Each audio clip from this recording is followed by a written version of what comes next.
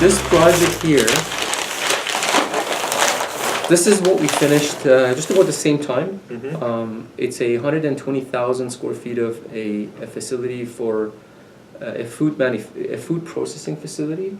It's a pretty complicated project, pretty specialized. There's half of the building is meat production, the other half is produce production. Okay. It falls under all kinds of guidelines in terms of CFIA, the Canadian Food Inspection Agency guidelines, the local codes, building codes, all kinds of stuff. This job was done in a true design build format. Okay. And I just explain to you quickly how it was done. The owner of the operator of the facility, they put together a very detailed performance spec together that specifies everything that they wanted. This is a 300-page performance spec, or 200-page performance spec, not like a 2-page that I need 20,000 square feet of building. Like very detailed, division by division, they requested what they wanted. So the quality, they actually asked for what quality product they're expecting in this facility, right? And how they want this thing to operate. Right. So it was sort of communicated from day one. It was also communicated what sort of ballpark budgets they have.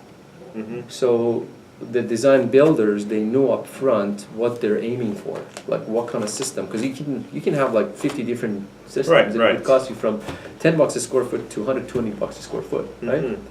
So they tendered this job in a design build format based on their performance spec, no drawings, just some architectural layouts, just very basic architectural layouts, just to show the floor plans and the sort of the description of the rooms, and a very detailed performance spec. They tendered the job through design builders before even they have the land. They didn't even have the property. Yeah. So at the time they were actually like, just you can look and see how efficient this is. Like they don't even have the property. They're searching for the property in Ontario. They're looking for a property that has the requirement that can meet their requirement in terms of the size and accessibility. Right. They tendered the tenant improvement work for the 120,000. In the same time, they're looking for a land to lease from a developer. Right. So they tendered the job. 3 bidders, design builders. This is a team approach. You got a general contractor up front. You got all these mechanical, electrical, fire protection, concrete, all the rest of the divisions under them. It's a single point responsibility. Consultant, like architects working for general contractor. You all work together in one team to put the proposal together. We went through 2 or 3 different rounds of interviews to actually show them what we provided. They selected our team to do the job. Right. Once we selected our team, within about maybe a couple of weeks, they found the property that they wanted. They got a developer to actually build the shell building for them. We helped them out to actually design the base building requirements to be suitable for this tenant, so it doesn't cost the tenant at the end of the day. Right. So all the service locations, all kinds of stuff, we provided to them. In 3 months, in 3 to 4 months, they built the whole shell. Wow. We got in there in 6 months. We had a 6 months start to finish on the job, 120,000 square feet building, offices, productions, all kinds of stuff. Right. And there was no change orders on the job. Right. It was maximum guaranteed price. It was on the budget. It was negotiated up front. They picked the right team that they wanted to work with. It was on the budget. There was 0 change orders.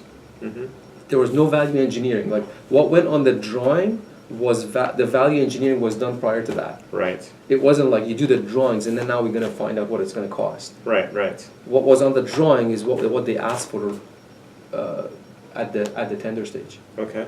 So basically we finished the job in 6 months. Like it was on track. We were probably about a week or 2 ahead of their schedule. And there was no budget issues. I think it was very, very efficient.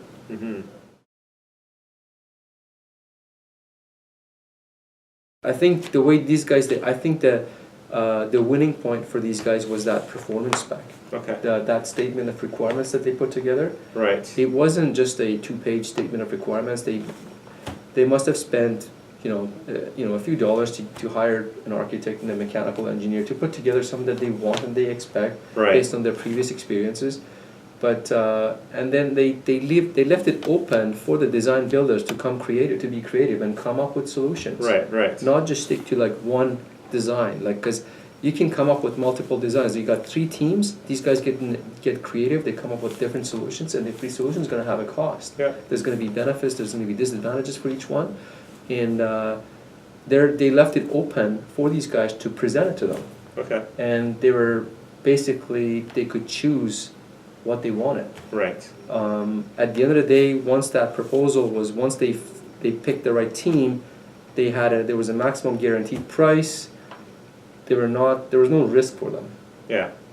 I would say most of that risk, 90% of the risk was on the contractors versus the owner. Right. So that's why I think as an end user, if I was that end user, I think that would be the right thing to do because it would be less risk for me. Right. And you also have a construction schedule. They had a deadline to start this operation, and it was good to see that we met the deadline of the project. Right. So you can compare the two, Yeah. pretty much, and see what we did here and what we did there, and what was the downsides with the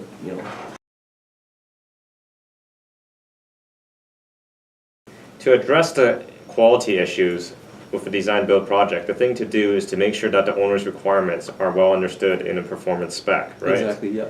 And so in that way, the owner can get exactly what they want. Yeah. And then the pricing can be competitive because you can get multiple design build contractors presenting their price in a tender at that stage.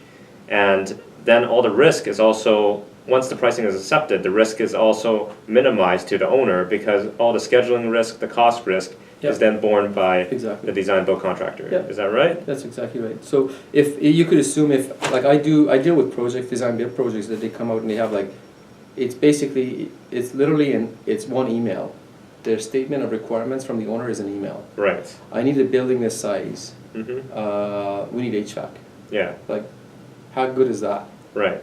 Somebody can come up with a chiller and 4-pipe system. Somebody can design you a VRF system. Mm-hmm.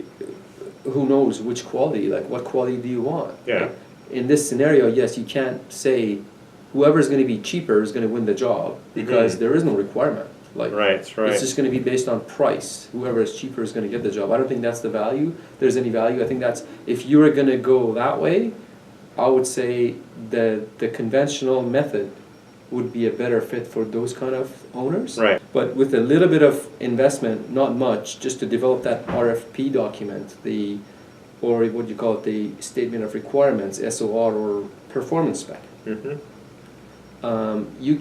You'll establish that quality, and you can actually compare. You can get some pricing and compare them.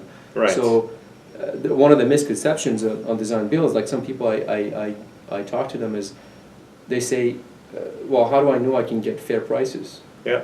Well, I can't, there's no competition. You're just going to give me, you're going to design and build it. Well, you can. It's not like you can't do it. You can. You just have to provide the right performance spec and ask the contractor / engineer to provide you with a proposal that gives you what you asked for in that performance spec. Right. And compare these values together. Right. And you actually let them be creative to come back with different solutions, because there's no real one solution for every problem. There's different solutions. There's disadvantages, advantages, and it's up to you and them how to discuss it and how to come up with a solution for it. Right. So. Okay. Kind of clear? Yeah. No. I think that's very clear.